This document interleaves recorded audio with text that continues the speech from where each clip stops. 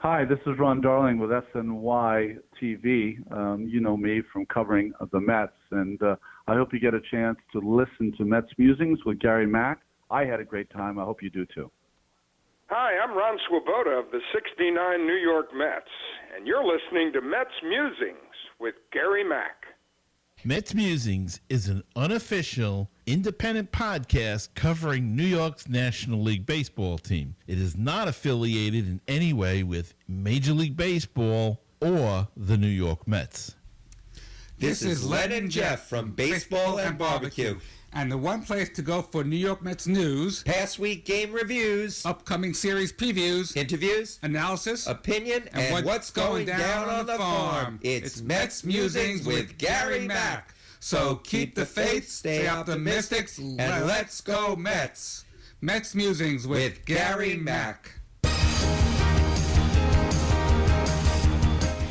Now it's time for some New York Mets baseball talk. Here's Gary Mack bringing you the latest news and analysis from Mets Nation and the world of baseball on another edition of Mets Musings. Hey, and hello, and welcome everybody to another edition of Mets Musings. I hope everybody's had a good off-season and happy Thanksgiving so far. Coming up tomorrow, and I hope everybody has a good Turkey Day. And the Mets seem to make progress now. We seem to have a coaching staff. Nothing official yet, but of course, the only thing official is Carlos Beltran is the manager. Chili Davis is coming back. All reports are, and I don't know if it's been made official because they want to announce everything, I think, next week. And that's Hensley Bam Bam Mullins is the new bench coach. And it looks like Jeremy Hefner, former Met, Jeremy Hefner, is going to be the pitching coach. So a young, vital team. We'll see how it all jives together. I kind of like all of the choices, and can't say that I've got a complaint about anything. Let's hope that it works, and it messes. It just works out for the best as the Mets go into the 2020 season. And we'll have to see now as we start rolling towards that. The big next date is going to be December, I think it's the 8th, which is the beginning of the winter meetings. And that's where usually some trades get, occur. But we'll have to see and watch that as it progresses. Mets have really done nothing so far. They signed one relief pitcher whose name escapes me at this point in time. But a lefty, nothing that is earth-shattering. They've shown interest in Korean free agent Kwang-Hoon Kim. We'll see how that negotiations go.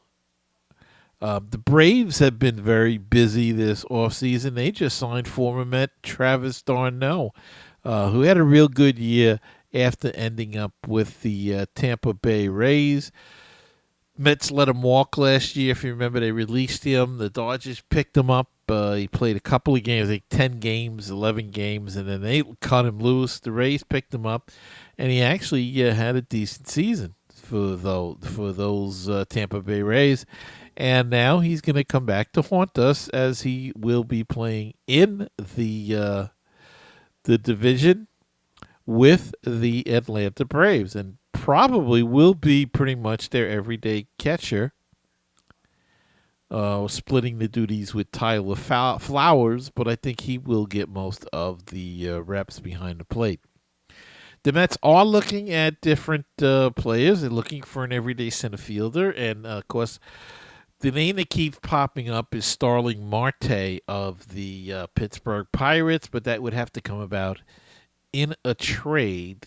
And one trade that was proposed by Jim Duquette on New York Baseball Night in New York, I think it was a bit too much. I'm trying to find the deal now.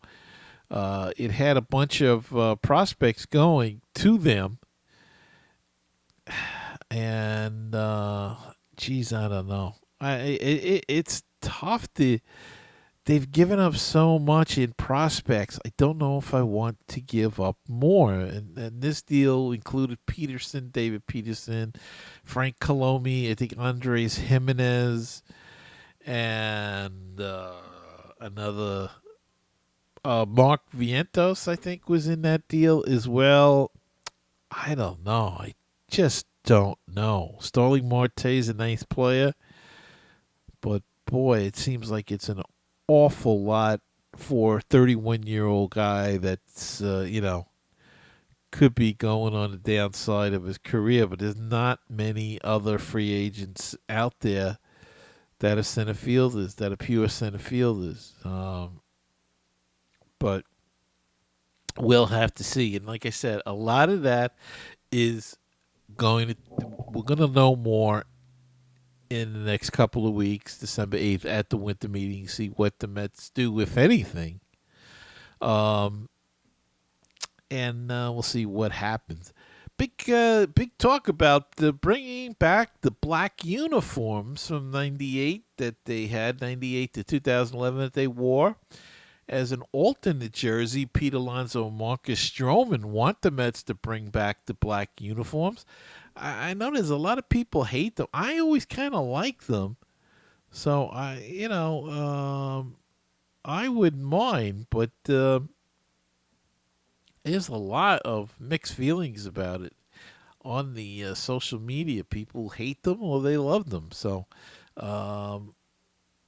Marcus Stroman started it he tweeted a picture of Pedro Martinez in the black uniform. And he said we need to bring back the black jerseys, hats back every so often. Those are one of my favorite uniforms of all time. What do you all think? Pete Alonso responded saying the Mets should wear black on Fridays and wondering how many retweets they needed to get in order to make it happen. I always liked the black hat with the blue bill. I thought that was a nice look. And we'll see. As they lasted for like 13 years, and then they went back to the more classic look in 2011. So, you can. Should we bring back the black jerseys and caps on a limited basis? Even be interesting to see what happens this year.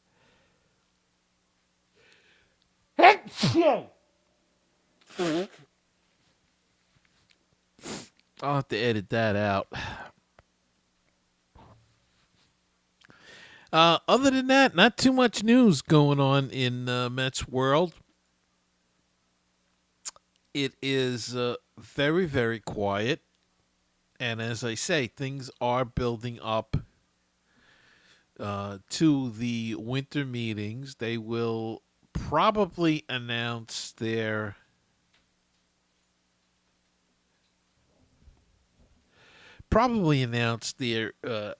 coaching team, their brain trust next week, I would imagine, after Thanksgiving.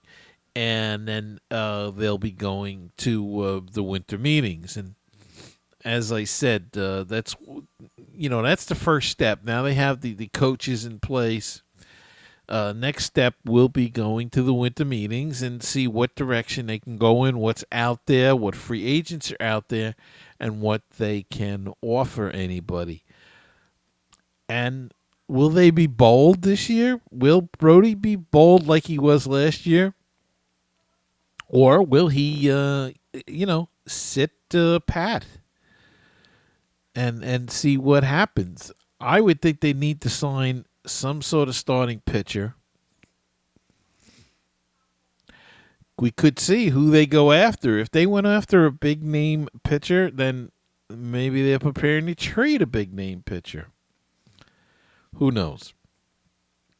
We need bullpen help. We need a center fielder. I guess I could live with Nimmo and Conforto, but they want to find an everyday center fielder. But we need a relief help, and we may need another starter. So that will all come about as we move on through the off season. All right, let's do this. Let's take a quick break, and we'll be back and see what other news there may be floating around, and let you know what we're planning on for this show for the rest of the year. Looking for great Cardinals talk? Then check out Conversations with C70. My name's Daniel Shoptaw, and I talk with some of the great bloggers on the internet today about their teams. But it always comes back to the Cardinals. Find the latest episode on my website, www.cardinal70.com, or at baseballpodcast.net.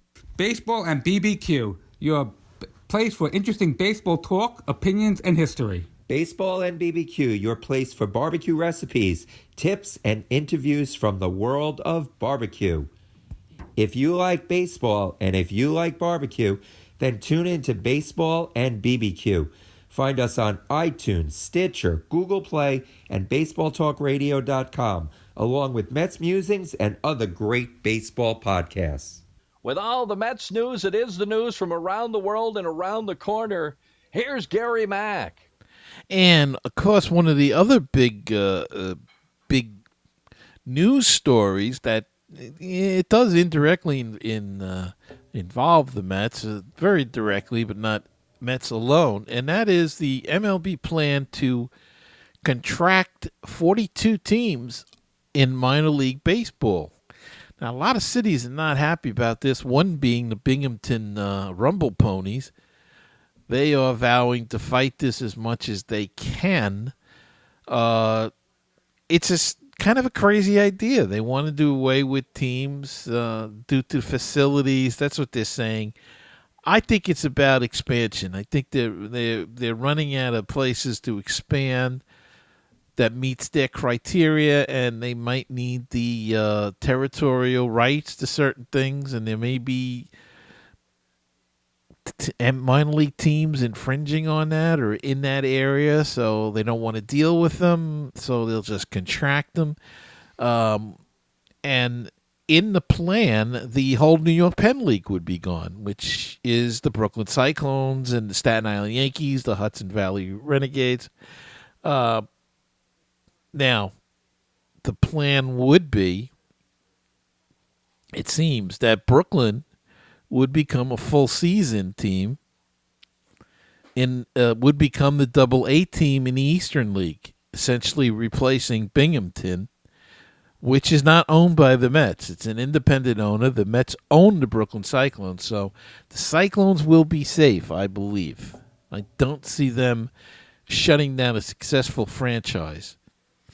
Binghamton would lose their affiliation with Major League Baseball,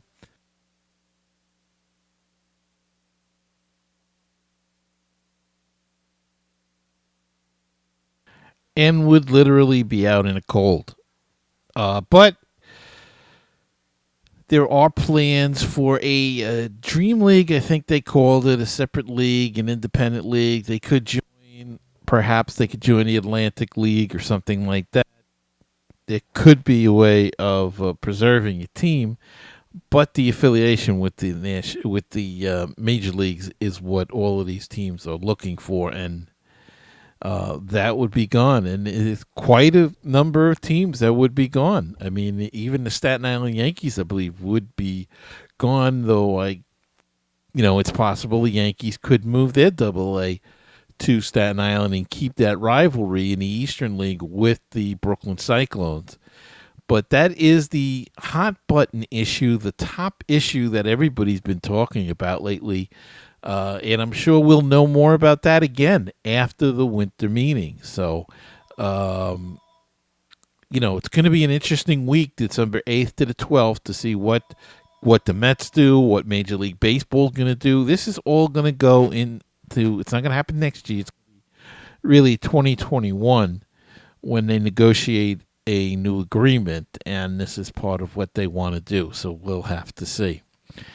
All right. It's going to be a short show this week. I'm having some microphone problems and really nothing else to discuss at this point in time. But we will, I'm going to take a couple of weeks off and be back in after the winter meetings, and then we'll probably take some time off after that as well, unless there's a trade or any news that comes back. So I'd like to wish everybody happy Thanksgiving and